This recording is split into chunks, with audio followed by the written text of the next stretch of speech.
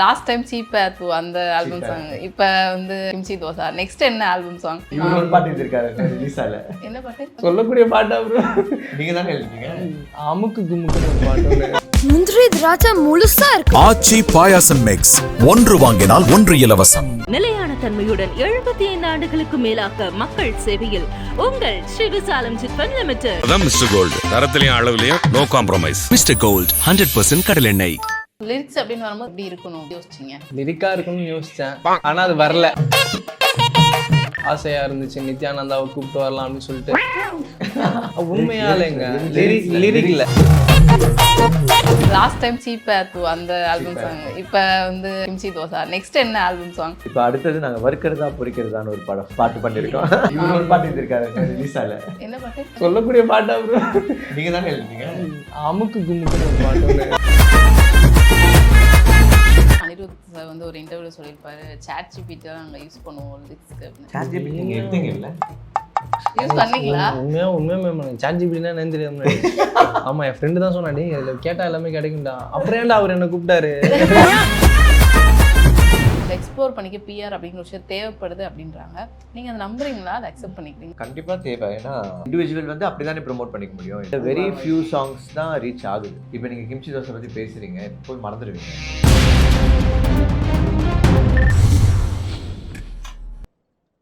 Radio tax நேயர்களுக்கு வணக்கம். இன்னைக்கு நம்ம கூட இந்த கான்வர்சேஷன்ல கிம்ச்சி தோசா டீம்ல இருக்காங்க. ஸோ வணக்கம். வணக்கம். எவ்வளோ டிஃப்ரெண்டா இருக்கு சொல்லும் போதே கிம்ச்சி தோசா. அதாவது கொரியனையும் சவுத்தையும் அப்படியே இணைச்சிருக்கீங்க. யாரோட ஐடியா? நீங்க தான். ஓகே, எல்லாம் அண்ணன் தாங்க. எதை கேட்டாலும் அண்ணன் தான் அப்படி. ஆமா, அவர் ஒரு கண்ணாடி போட மாட்டேன்றாரு. அது போட்டா தான் எனக்கு பேச்சு வரும். ப்ளீஸ் ஓ, அது சொல்லிட்டே இருந்தாரு, செய்யல. ஆன் கேமரால சொல்லிட்டாரு. கண்ணு தெரியல. அது போயிடுச்சு 20 செகண்ட்ஸ்.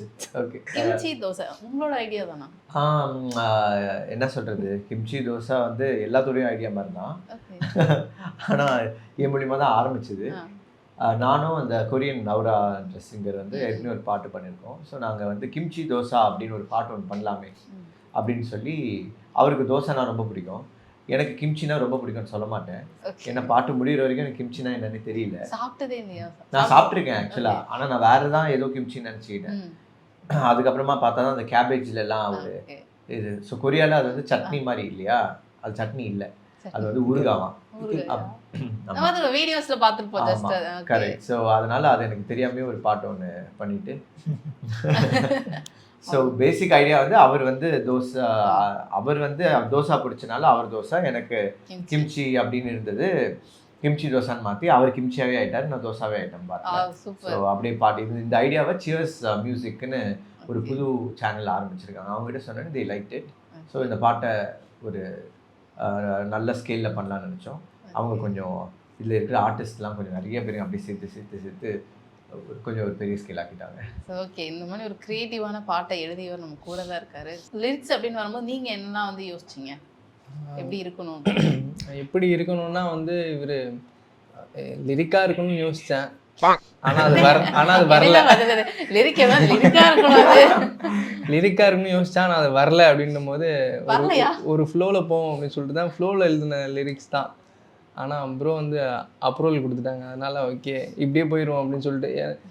திட்டினா பரவாயில்ல, சரிப்பா பண்ணுப்பா அப்படின்ட்டாங்க. அதனால ஓகே இருக்கிற லிரிக்ஸ் தான் கிம்ச்சி தோசா பாட்டு.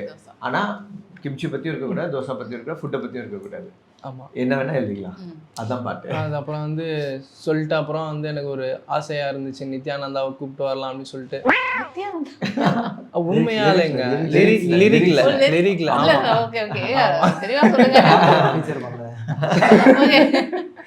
ஸோ கொஞ்சம் எனக்கே வந்து என்ன சொல்ல, நித்யானந்தா பிடிக்கும் எனக்கு. ஆமாம், ரொம்ப பிடிக்கும்னா ரொம்ப பிடிக்கும் அந்த மாதிரி. நீங்க ஏன் சிரிக்கிறீங்க? நான் சிரிச்சேன், நீங்க ஏன் சிரிக்கிறீங்க? அவரு ஷாக்கா பாக்குறாரு பிடிக்கும்னு சொன்னோன்னே. அவருக்கும் பிடிக்கும், அதனால தான் ஷாக்கா பாக்குறாரு. என்னை விட்டு ஒரு இதுல சொல்லிருப்பாங்க, மணிகண்டனும் லோகேஷ் அடிச்சுப்பாங்க, யாருக்கு கமல் சார் பிடிக்கும் அப்படின்னு சொல்லிட்டு. ஆமா, அந்த மாதிரி அவர் பாக்குறாரு, எனக்கும் நித்யானந்தா பிடிக்கும் அப்படின்னு. ஸோ அந்த மாதிரி தான் நித்யானந்தா இன் கைலாஷா, நான் தான் இங்கே மாணிக் பாஷா. அனங்ஷியா வாங்க நமஸ்கார் அப்படின்னா அனங்ஷியானா வந்து கொரியன்ல வணக்கம் அப்படின்ட்டு. கொரியன் லாங்குவேஜ் இதுக்காக வந்து போய் படிச்சு ஆமா அசைன்மெண்ட் கொடுத்துட்டாங்க. எத்தனை நாள் படிச்சீங்க உட்காந்து கொரியன்? நைட்டு ஃபுல்லாக தூங்கவே விடல என்ன. சச்சு லிரிக் அனுப்பு சச்சு லிரிக் அனுப்பு சச்சுன்னு சொல்லிட்டு ஒரு 12 மணிலேருந்து 3 மணி வரைக்கும் தூங்கவே விடல. பண்ணிருக்காரு. ஆமா அப்புறம் வந்து நான் லிரிக் எழுத பார்த்துட்டு தம்பி நீ லிரிக்லாம் எழுத தேவையில்ல கொரியால நானே எழுதிக்கிறேன்னு சொல்லிட்டு அவரே எழுதிட்டாரு. இப்படிதான் போச்சு. அப்புறம் மற்ற லிரிக்ஸ் எல்லாமே வந்து அது எல்லாமே பண்ணோம். கொரியோகிராஃபர் நீங்க லிரிக்ஸ் பார்த்துட்டு உங்களுக்கு என்ன தோணுச்சு? ஓகே நம்ம சொன்ன மாதிரி கரெக்டா பண்ணிட்டாரு அப்படி இருந்ததா? இல்ல அவர் என்னன்னா ஸ்டுடியோ அவர் ஒர்க் பண்ணிட்டு இருந்தாரு, கொஞ்சம் வரீங்களா ஸ்டுடியோக்கு அப்படின்னு ஒரு 1 hourல வந்துட்டாரு. வந்து ஸோ அதான் சொன்னவன் கிம்ச்சி தோசான்னு ஆல்ரெடி அந்த லிரிக் மட்டும் எழுதி இதாக இருந்தது. இதுதான் பாட்டு, இதுக்கு வந்து என்ன வேணால் எழுதுங்க அப்படின்னு சொன்னோடனே அப்போ வந்து இந்த ஸ்கிரிப்டாக இவங்க டிடிசி பண்ணலை பாட்டை. பட் லேட்டரானா அந்த பாட்டோட பேட்டில்ன்ற ஒரு இது வந்தது. ஸோ ஃபஸ்ட்டு ஒரு ஃப்ளோவில் எழுத வச்சுட்டேன். அதில் எழுதி சில லிரிக்ஸ்லாம் டிரைவ் பண்ணி கொடுத்தாரு. அதுவே நல்லா இருந்தது. அப்புறம் அவருக்கு அந்த கரன்சி நோட்டில் என் ஃபேஸை வைப்பான் அசால்ட்டான ஒரு லைன் எழுதியிருந்தார். அதுக்கப்புறமா அசால்ட்டா இல்லை அலர்ட்டா கலாட்டா ஸ்பேஸ் எக்ஸை வாங்குவேன் விளையாட்டா. ஸோ இந்த மாதிரிலாம் எழுதியிருந்தாரு. ஸோ இதெல்லாம் ஓகே நல்லா இருக்கே இந்த இதில். ஸோ ஃபஸ்ட்டு நித்யானந்தா எழுதும் போதே ஓகே பிடிச்சிருச்சு. அப்போ அது நல்லா இருந்தது.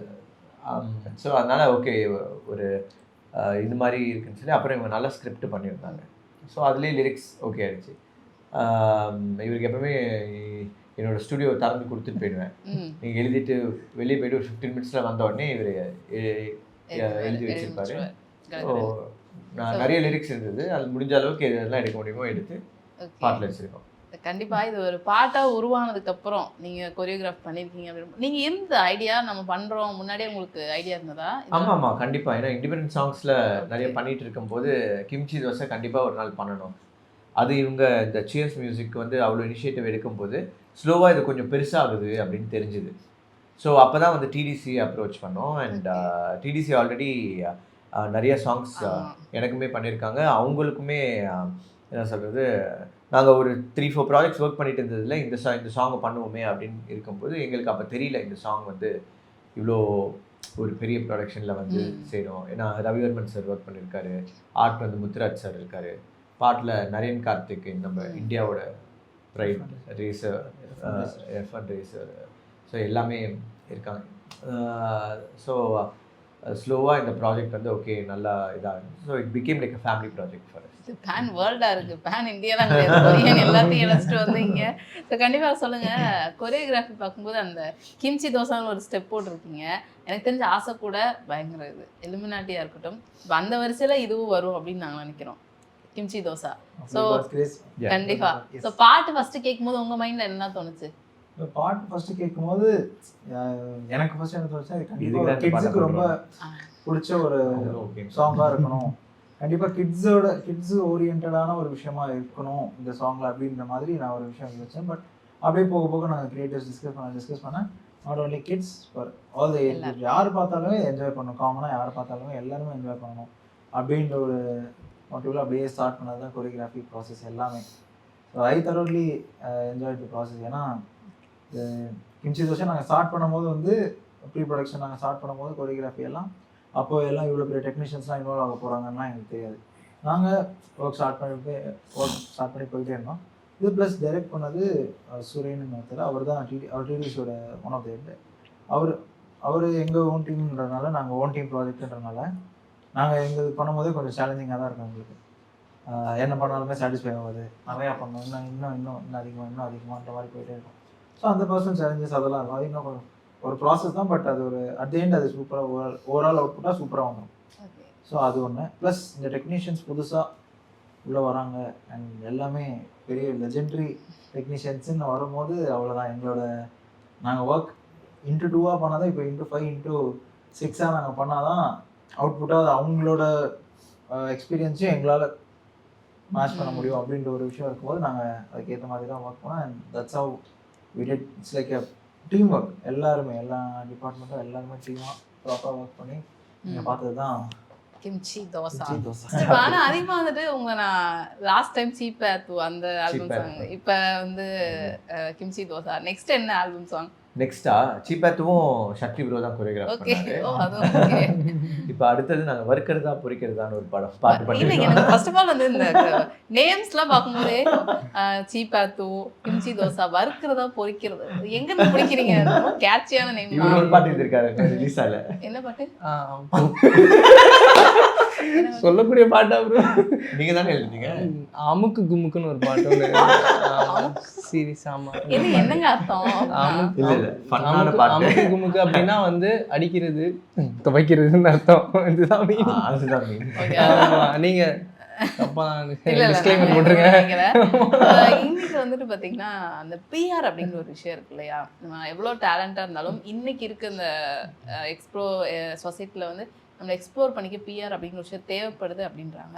நீங்க அதை நம்புறீங்களா? அதை அக்செப்ட் பண்ணிக்கிறீங்களா? எப்படி? கண்டிப்பா தேவை. ஏன்னா ஒரு சாங் வந்து அடுத்த கட்டத்துக்கு போகணுன்றது வந்து so how we pre work is இந்த ப்ரொமோஷன்லாம் நாங்கள் உட்காந்து டாக்கிங் பிகாஸ் எல்லாருக்கும் தெரியணும். ஸோ நம்ம ப்ரீ ஒர்க்லேருந்து எப்படிலாம் ப்ரொமோட் பண்ண போகிறோம், இப்போ கிம்ச்சி தோசானா என்னெல்லாம் பண்ணால் அது ப்ரொமோட் ஆகும் அப்படின்ற ஒரு படத்துக்கு எப்படி செய்வோம், அந்த மாதிரி ஒரு ஆடியோ ரிலீஸ் வைப்போம், ஒரு ட்ரெய்லர் விடுவோம், ஒரு டீசர் விடுவோம். அந்த மாதிரி அதோட ஒரு விஷயம் ஃபுல்லாக இந்த ஒரு பாட்டுன்றது, இந்த பாட்டு வந்து வி ஒர்க் அட்லீஸ்ட் ஒரு 3 to 4 months இந்த பாட்டில். அது பட் அது ஷூட் பண்ணது ஒரு 2-3 நாள், அதோட அவுட் வந்துடும் கையில். பட் அதுக்கப்புறமா அந்த ப்ரொமோஷன் பண்ணி அது ஒரு 10-15 days எடுக்கும். இப்போ இன்றைக்கி இந்த ப்ரொமோஷன் இது முடிஞ்சிருச்சுன்னா இட்ஸ் நாட் ஓவர். இன்றைக்கி ஒரு வாரம் கழித்து அந்த பாட்டு பெருசாக ரீச் ஆகிருக்காது, அதுக்கப்புறமா என்ன பண்ணலாம் அந்த மாதிரி. ஸோ பிஆர் இன்னைக்கு வந்து ஒரு பாட்டுக்குன்றதே வந்து ரொம்ப ரொம்ப முக்கியமான ஒரு பாட்டுக்கு அப்படிங்கிறது தாண்டி இண்டிவிஜுவலாக ஒவ்வொருத்தருக்குமே அது தேவைப்படுது அப்படின்னு. பாட்டு ஹிட் ஆனால் தானே நம்ம ஹிட் ஆகும். ஓகே.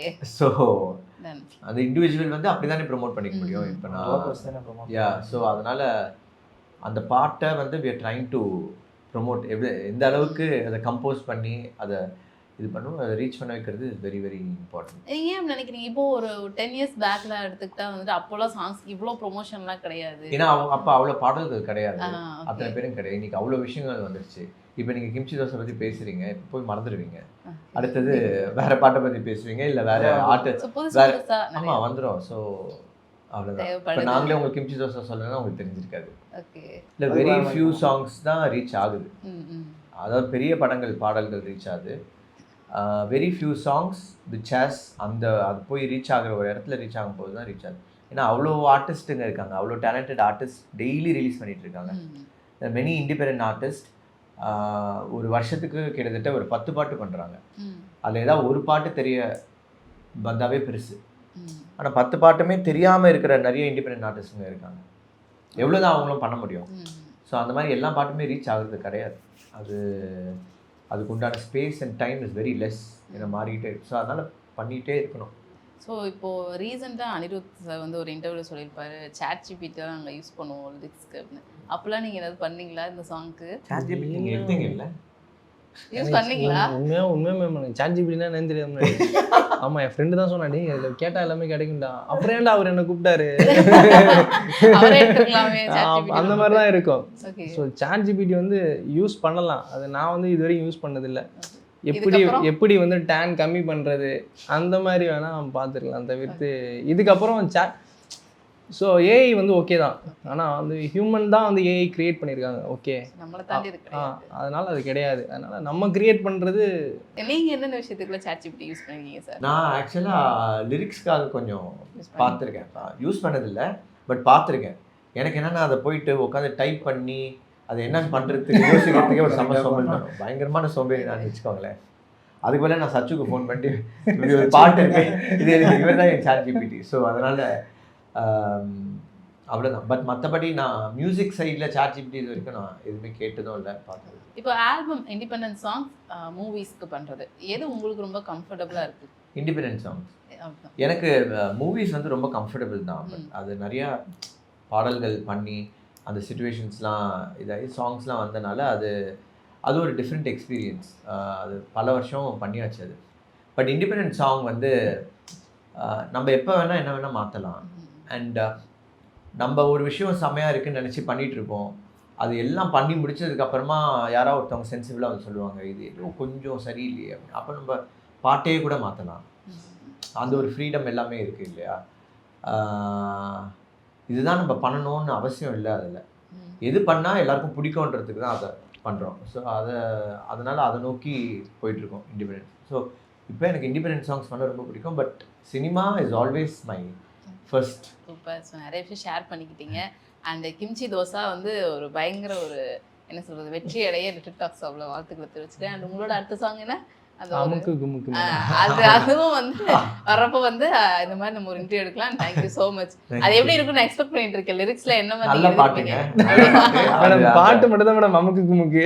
மற்ற லைன்லாம் லிரிக்ல நல்லா இருக்கும். அது ஒரு ஃபன்னான ஒரு சாங்கு. லிரிக்கா அது அப்படி வந்துருச்சு அவருக்கு. கண்டிப்பா இந்த மாதிரி புதுசா பேர் வச்சு புதுசா சாங்ஸ் நீங்க நிறைய வெளியிடணும். நாங்க பார்த்து என்ஜாய் பண்ணணும், கேட்டு என்ஜாய் பண்ணணும். Thank you so much. நன்றி.